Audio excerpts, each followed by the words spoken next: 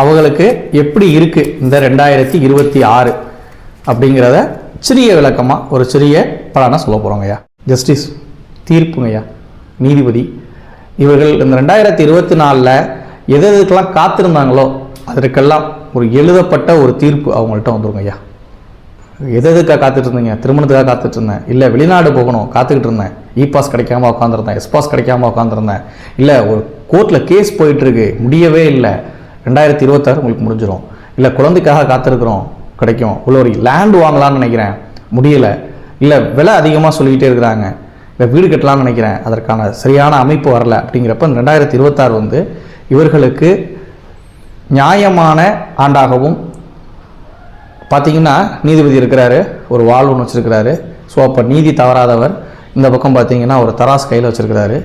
சமநிலையான தீர்ப்பு அப்படிங்கிறப்போ அவங்களோட வாழ்க்கைக்கு தேவையான விஷயங்கள் நல்ல விதமாக 2026 வந்து சேரும்.